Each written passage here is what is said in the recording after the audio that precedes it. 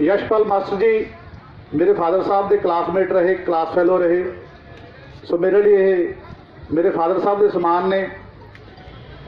इस तरह दी वड्डियां शख्सियतां या होर जिहड़े सत्कारत आगू बैठे ने जदों गवाही करदियां उन्हां दा मतलब ये नहीं हुंदा कि सिर्फ उन्हां दी उमरां ही वड्डियां ने, क्योंकि ये वो लोग ने, तुसीं वो लोग हो जिन्हां ने बहुत वड्डे वड्डे संघर्षां दे विच पहलां हिस्सा लिया और उस संघर्ष अंजाम तक पहुँचाए, लड़ाइयां लड़ियां, घोल लड़े ते जिते। एक लेखक की सोचदा, मैं ये बारे तुहाडे नाल 2-4 मिनट च गल करदा, क्योंकि वख-वख जथेबंदियां दे नुमाइंदे, वख-वख बुलारे सारियां गल्लां दे बारे तुहानूं मेरे नालों वध विस्तार दस चुके ते तुसीं मेरे नालों वध जाणदे होवोगे। एक लहर चली सी जिहदा नाम सी पगड़ी संभाल जट्टा। पगड़ी संभाल जट्टा लहर एक कविता सी, लाला बांके दयाल होरां साहब की लिखी हुई। उन्होंने कविता लिखी, वो कविता इन्नी मकबूल हुई 1907 के विच जदों अंग्रेज़ों ने आबादकारां दे उत्ते जुल्म कीते तां किसान अंदोलन होए सी। तो उन्हां आबादकारां, उन्हां किसानां ने एक अंदोलन किया, उहदे विच कविता पढ़ी गई। कविता इन्नी मकबूल हुई कि उस अंदोलन का नाम या उस तो बाद वाले अंदोलनों का नाम एक लहर बन गई सी, जिहदा नाम रखा गया पगड़ी संभाल जट्टा। एक लेखक सिर्फ बंद कमरे दे विच बैठ के नहीं लिखदा, वो जो उन्हें बचपन दे विच देखा हुंदा है, जो उन्हें वड्डी उम्र दे विच आके देखा हुंदा है, वो अपनी लिखत के राही, चाहे वो कोई नावल लिखे, चाहे कोई कहानी लिखे, चाहे कोई गीत लिखे, चाहे कोई कविता लिखे, वो अपनी रचना दे विच उन्हां तकलीफां नूं भी दसदा, उन्हां कुरीतियां नूं भी दसदा जिहड़ियां समाज दे विच फैलियां हुंदियां ने, जिहड़ियां कई वारी आम बंदे नूं वो नज़र नहीं आउंदियां। पर एक लेखक क्योंकि बारीक नज़र का मालक हुंदा, वो वक्रे दृष्टिकोण तो, वक्रे एंगल तो सारे कासे नूं देखदा। सो उस हैसियत दे नाल मैं एक सधारण गीतकार के तौर पर, एक सधारण लेखक के तौर पर इत्थे पहुंचिया, क्योंकि मेरा पिंड है, मेरा इलाका, इस इलाके ने, इस पिंड ने मैनूं आशीर्वाद दिता, असीसां दित्तियां, तो शायद थोड़े बहुत लोग मेरा नाम जानन लगे। मेरे गीतां दे विच बरकत तुहाडे वड्डियां दे आशीर्वाद सदका हुई है।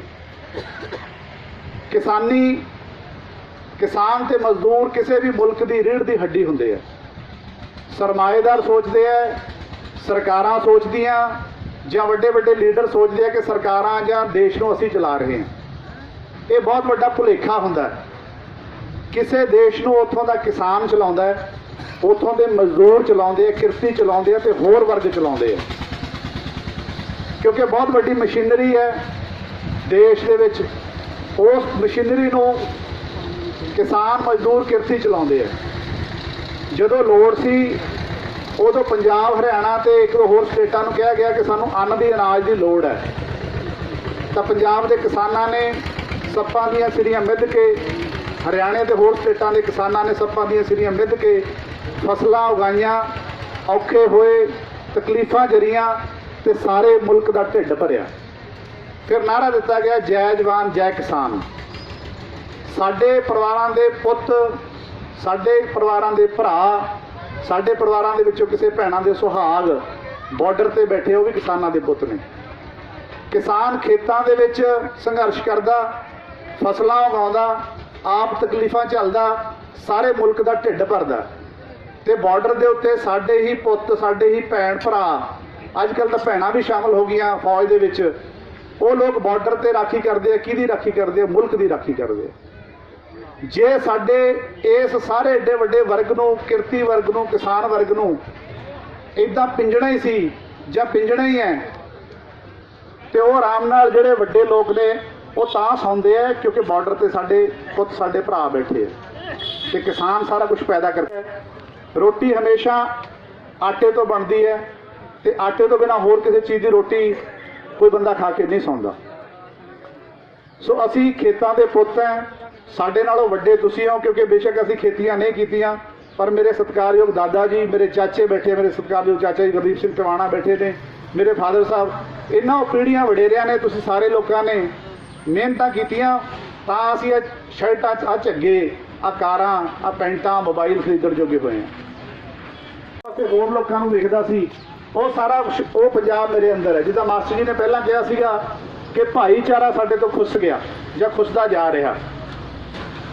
ਮੈਂ ਬਚਪਨ 'ਚ ਜਦੋਂ ਦੇਖਿਆ ਉਦੋਂ ਬਹੁਤਾ, ਹਾਲਾਂਕਿ ਮੈਂ ਬਹੁਤੀ ਉਮਰ 'ਚ ਵੱਡਾ ਨਹੀਂ ਹਾਂ, ਪਰ ਉਦੋਂ ਬਹੁਤ ਵੱਡੀ ਖੁਸ਼ਹਾਲੀ ਸੀ।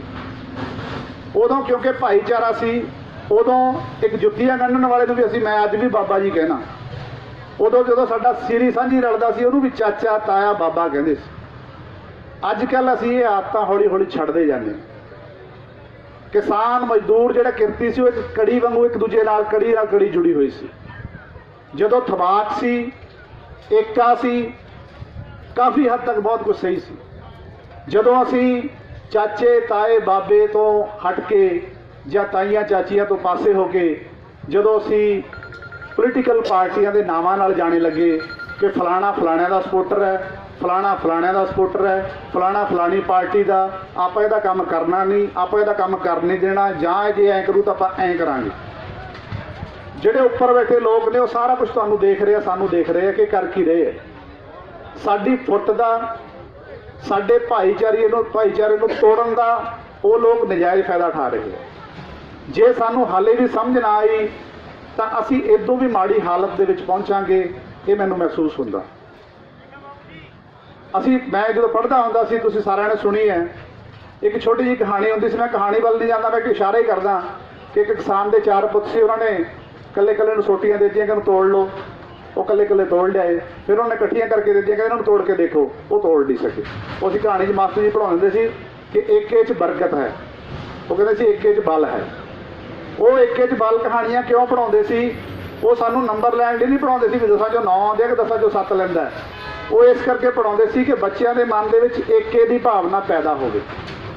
ਜੇ ਅਸੀਂ ਪਿਆਸੇ ਕਾਂ ਦੀ ਕਹਾਣੀ ਕਰਦੇ ਸੀ, ਜਿੱਥੇ ਚਾਹ ਉੱਥੇ ਰਾਹ, ਅਸੀਂ ਉੱਦਮ ਕਰਨ ਦੀ ਗੱਲ ਕਰਦੇ ਸੀ। ਜੇ ਅਸੀਂ ਲਾਲਚੀ ਕੁੱਤੇ ਦੀ ਕਹਾਣੀ ਪੜ੍ਹਦੇ ਸੀ ਤਾਂ ਲਾਲਚ ਬੁਰੀ ਬਲਾ ਹੈ, ਨਾਲ ਉਹਦਾ ਸਿੱਟਾ ਕੱਢਦੇ ਸੀ। ਉਹ ਸਿਰਫ ਨੰਬਰ ਲੈਣ ਲਈ ਕਹਾਣੀਆਂ ਨਹੀਂ ਸੁਣਾਈਆਂ ਜਾਂਦੀਆਂ ਸੀ। ਉਹ ਸਾਡੇ ਮਨਾਂ ਦੇ ਵਿੱਚ ਬਚਪਨ ਦੇ ਵਿੱਚੋਂ ਉਹ ਚੰਗਿਆਈਆਂ ਭਰਨ ਦੀ ਲੋੜ ਸੀ, ਔਰ ਸਾਡੇ ਸਤਿਕਾਰਯੋਗ ਅਧਿਆਪਕ ਸਾਹਿਬਾਨ ਉਹ ਭਰਦੇ ਸੀ। ਹੌਲੀ ਹੌਲੀ ਅਸੀਂ ਇੰਟਰਨੈਟ 'ਤੇ ਲੱਗੇ, ਅਸੀਂ ਕੰਪਿਊਟਰ 'ਤੇ ਲੱਗੇ, ਅਸੀਂ ਹੋਰ ਗੱਲਾਂ 'ਚ ਲੱਗੇ। ਅਸੀਂ ਜਿਹੜੀਆਂ ਉਹ ਸਾਰੀਆਂ ਰਵਾਇਤਾਂ ਸੀ, ਚਾਹੇ ਉਹ ਭਾਈਚਾਰਾ ਸੀ, ਚਾਹੇ ਉਹ ਚੰਗੀਆਂ ਆਦਤਾਂ ਸੀ, ਉਹ ਹੌਲੀ ਹੌਲੀ ਛੱਡਦੇ ਗਏ। ਜੇ ਉਹ ਛੱਡਦੇ ਗਏ ਤਾਂ ਅੱਜ ਉਹ ਲੋਕ ਜਿਹੜੇ ਦੂਰ ਬੈਠੇ, ਸਾਨੂੰ ਜਿੱਦਾਂ ਕੈਮਰਾ CCTV ਆਪਾਂ ਲਾ ਕੇ ਦੇਖਦੇ ਹਾਂ ਕਿ ਕਿੱਥੇ ਕੀ ਹੋ ਰਿਹਾ, ਉਹਨਾਂ ਦੇ ਐਡੇ ਵੱਡੇ ਕੈਮਰੇ ਨੇ। ਹਰ ਸਟੇਟ ਤੇ, ਹਰ ਕਮਿਊਨਿਟੀ 'ਚ ਉਹਨਾਂ ਨੇ ਕੈਮਰੇ ਲਾਏ ਹੋਏ ਸਾਡੇ ਤੇ ਕਿ ਕਰ ਕੀ ਰਹੇ ਆ, ਇਹ ਸੋਚ ਕਿਵੇਂ ਰਹੇ ਹੈ, ਇਹ ਪਹਿਰਾਵਾ ਕਿਹੋ ਜਿਹਾ ਪਾ ਰਹੇ ਹੈ, ਇਹ ਖਾ ਕੀ ਰਹੇ ਹੈ, ਇਹ ਬੋਲ ਕੀ ਰਹੇ ਹੈ, ਇਹ ਤੁਰ ਕਿੱਧਰ ਜਾ ਰਹੇ ਹੈ। ਉਹ ਸਾਰੀ ਚੀਜ਼ ਦੀ ਨਜ਼ਰ ਹੈ। ਔਰ ਅਸੀਂ ਇੰਨੇ ਵੇਸਲੇ ਹਾਂ ਕਿ ਸਾਨੂੰ ਲੱਗਦਾ ਕਿ ਸਾਨੂੰ ਦੇਖਣ ਵਾਲਾ ਕੋਈ ਹੈ ਹੀ ਨਹੀਂ, ਅਸੀਂ ਆਪਦੇ ਆਪ ਨੂੰ ਦੇਖੀ ਜਾਂਦੇ। ਸੋ ਮੈਂ ਤੁਹਾਨੂੰ ਕੋਈ ਸਲਾਹ ਛੋਟੇ ਹੋਣ ਦੇ ਤੌਰ 'ਤੇ ਦੇ ਸਕਦਾ, ਮੈਂ ਕੋਈ ਨਸੀਹਤ ਨਹੀਂ ਦੇ ਸਕਦਾ। ਮੇਰੇ ਨਾਲ ਤੁਸੀਂ ਸਾਰੇ ਵੱਡੇ ਹੋ, ਸਿਆਣੇ ਹੋ। ਮੈਂ ਕਹਿੰਦਾ ਕਿ ਲੇਖਕ ਜਿਹੜਾ ਹੈ, ਮੈਂ ਜਦੋਂ ਟ੍ਰਾਈਡੈਂਟ ਵਾਲਿਆਂ ਨੇ ਧੱਕੇ ਨਾਲ ਜ਼ਮੀਨਾਂ ਖਾਣ ਦੀ ਗੱਲ ਕੀਤੀ ਸੀ, ਮੈਂ ਲਿਖਿਆ ਸੀ ਕਿ ਆਪੇ ਮੁੱਲ ਪਾਉਂਦੀ, ਆਪੇ ਕਬਜ਼ੇ ਕਰਾਉਂਦੀ, ਆਪੇ ਉਹਨਾਂ ਉੱਤੇ ਕਰਦੀ ਵਪਾਰ। ਆਪੇ ਮੁੱਲ ਪਾਉਂਦੀ, ਆਪੇ ਕਬਜ਼ੇ ਕਰਾਉਂਦੀ, ਆਪੇ ਉਹਨਾਂ ਉੱਤੇ ਕਰਦੀ ਵਪਾਰ। ਸਾਡੇ ਪਿਓ ਦਾਦੇ ਦੀਆਂ ਸਾਡੀਆਂ ਜ਼ਮੀਨਾਂ ਕਾਹਤੋਂ ਧੱਕੇ ਨਾਲ ਖੋਹਦੀ ਸਰਕਾਰ। ਹੁਣ ਜਦੋਂ ਸੰਘਰਸ਼ ਚੱਲ ਰਿਹਾ, ਮੈਂ ਇੱਕ ਦਿਨ ਲਿਖਿਆ ਕਿ ਛਿੜ ਜਦ ਪੁੱਠੇ ਰਾਗ ਪਏ ਨੇ, ਖੇਤਾਂ ਦੇ ਪੁੱਤ ਜਾਗ ਪਏ ਨੇ। ਛਿੜ ਜਦ ਪੁੱਠੇ ਰਾਗ ਪਏ ਨੇ, ਖੇਤਾਂ ਦੇ ਪੁੱਤ ਜਾਗ ਪਏ ਨੇ। ਸਾਡੀਆਂ ਫਸਲਾਂ ਵੱਲ ਕੀ ਵੇਖਣਾ, ਦੀਦੇ ਤੇਰੇ ਬਾਗ ਪਏ ਨੇ। ਸਾਡੀਆਂ ਫਸਲਾਂ ਵੱਲ ਕੀ ਵੇਖਣਾ, ਦੀਦੇ ਤੇਰੇ ਬਾਗ ਪਏ ਨੇ। ਤੂੰ ਫੱਟ ਲਾ ਕੇ ਭੁੱਲ ਕਿਉਂ ਜਾਣਾ, ਸਾਡੇ ਪਿੰਡੇ ਦਾਗ ਪਏ ਨੇ। ਗੰਨੇ ਚੁੱਕ ਲਿਜਾਣਾ, ਗੰਨੇ ਚੁੱਕ ਲਿਜਾਣਾ, ਫੂਕ ਦਿਆਂਗੇ ਆਗ ਪਏ ਨੇ। ਤੇਰੇ ਸਾਡੇ ਦਿਲ ਵਿੱਚ ਰਿੱਝਦੀਆਂ ਰੀਝਾਂ, ਸਾਡੇ ਦਿਲ ਵਿੱਚ ਰਿੱਝਦੀਆਂ ਰੀਝਾਂ, ਤੇਰੇ ਰਿੱਝਦੇ ਸਾਗ ਪਏ ਨੇ। ਖੇਤਾਂ ਦੇ ਵਿੱਚ ਫਸਲ ਨਹੀਂ ਬੀਜੀ, ਖੇਤਾਂ ਦੇ ਵਿੱਚ ਫਸਲ ਨਹੀਂ ਬੀਜੀ, ਬੀਜੇ ਸਾਡੇ ਭਾਗ ਪਏ ਨੇ। ਖੇਤਾਂ ਦੇ ਵਿੱਚ ਫਸਲ ਨਹੀਂ ਬੀਜੀ, ਬੀਜੇ ਸਾਡੇ ਭਾਗ ਪਏ ਨੇ। ਲਾਗ ਨਹੀਂ ਲੈਣਾ ਕੀਮਤ ਲੈਣੀ, ਲਾਗ ਨਹੀਂ ਲੈਣਾ ਕੀਮਤ ਲੈਣੀ, ਆ ਚੁੱਕ ਤੇਰੇ ਲਾਗ ਪਏ ਨੇ। Very good. ਲਾਗ ਨਹੀਂ ਲੈਣਾ ਕੀਮਤ ਲੈਣੀ, ਆ ਚੁੱਕ ਤੇਰੇ ਲਾਗ ਪਏ ਨੇ। आख टिवाणे सुन जरवाणे दिल दे विच वराग पए ने। साडे लोकां दे दिलां दे वराग ने। असीं आपदे लीडर इस करके चुने सी जां चुनदे हैं कि साडीआं तकलीफां, साडे दुख, साडे दर्द, साडे दिल दे वराग जिहड़े साडे घरां दे विच सत्थर विचदे जा रहे हैं, ਉਹ ਵਿਰਾਗ ਨੂੰ ਮਹਿਸੂਸ ਕਰਨ, ਉਸ ਤਰ੍ਹਾਂ ਦੀਆਂ ਪਾਲਿਸੀਆਂ, ਉਸ ਤਰ੍ਹਾਂ ਦੀਆਂ ਨੀਤੀਆਂ ਬਣਾਉਣ ਕਿ ਸਾਡੇ ਲੋਕਾਂ ਨੂੰ ਸੁੱਖ ਦਾ ਸਾਹ ਆਵੇ। ਮੈਂ ਤੁਹਾਨੂੰ ਸਿਨੇਮਰ ਹੱਥ ਜੋੜ ਕੇ ਮੇਰੀ ਬੇਨਤੀ ਹੈ ਕਿ ਪੋਲੀਟੀਕਲ ਪਾਰਟੀਆਂ ਤੁਸੀਂ ਵੋਟ ਜਿੱਥੇ ਮਰਜ਼ੀ ਪਾ ਲਓ, ਕਿਉਂਕਿ ਵੋਟ ਪਾਉਣਾ ਹਰ ਇੱਕ ਬੰਦੇ ਦਾ ਅਖਤਿਆਰ ਹੈ ਔਰ ਜਿਹਨੂੰ ਮਰਜ਼ੀ ਪਾ ਲਓ, ਇਹ ਵੀ ਮੈਂ ਕਹਿਣਾ, ਪਰ ਘੱਟੋ ਘੱਟ ਇੱਕ ਪਛਾਣ ਤਾਂ ਕਰ ਲਈਏ ਆਪਾਂ ਕਿ ਕੌਣ ਸਾਡਾ ਹਮਦਰਦ ਹੈ, ਕੌਣ ਸਾਨੂੰ ਉੱਤੋਂ ਉੱਤੋਂ ਸਾਡੇ ਨਾਲ ਤੁਰਦਾ ਤੋਰਦਾ। ਜੇ ਅਜੇ ਵੀ ਅਸੀਂ ਪੋਲੀਟੀਕਲ ਪਾਰਟੀਆਂ ਦੇ ਮਗਰ ਲੱਗ ਕੇ ਆਪਸ ਵਿੱਚ ਪਾਟੇ ਰਹੇ, ਆਪਸ ਵਿੱਚ ਵੰਡੇ ਰਹੇ, ਤਾਂ ਦੁਨੀਆ ਦਾ ਕੋਈ ਵੀ ਸੰਘਰਸ਼ ਕਾਮਯਾਬ ਨਹੀਂ ਹੁੰਦਾ ਜਦੋਂ ਤੱਕ ਪਾਟੇ ਅੱਡੋ ਪਾਟੀ ਹੁੰਦੀ ਹੈ। ਏਕਤਾ 'ਚ ਬਲ ਹੈ। ਮੈਂ ਛੋਟੇ ਹੁੰਦੇ ਨੇ ਪੜ੍ਹਿਆ ਸੀ, ਮੈਂ ਮਹਿਸੂਸ ਵੀ ਕਰਦਾ, ਤੁਸੀਂ ਮੇਰੇ ਨਾਲ ਵੱਧ ਮਹਿਸੂਸ ਕਰਦੇ ਹੋਵੋਗੇ। ਵੋਟਾਂ ਜਿੱਥੇ ਮਰਜ਼ੀ ਪਾ ਲਓ, ਜਿਹੜਾ ਤੁਹਾਨੂੰ ਲੀਡਰ ਚੰਗਾ ਲੱਗਦਾ ਚੁਣ ਲਓ, ਪਰ ਚੁਣਨ ਤੋਂ ਪਹਿਲਾਂ ਘਰੋਂ ਜਦੋਂ ਤੁਰਦੇ ਹੋ ਇਹ ਸੋਚੋ ਕਿ ਤੁਹਾਡਾ ਪੋਤਾ, ਤੁਹਾਡੀ ਪੋਤੀ, ਤੁਹਾਡੇ ਪੜਪੋਤੇ, ਤੁਹਾਡੇ ਦੋਤੇ ਦੋਤੀਆਂ ਦਾ ਭਵਿੱਖ ਤੁਹਾਡੀ ਵੋਟ ਨਾਲ ਹੈ।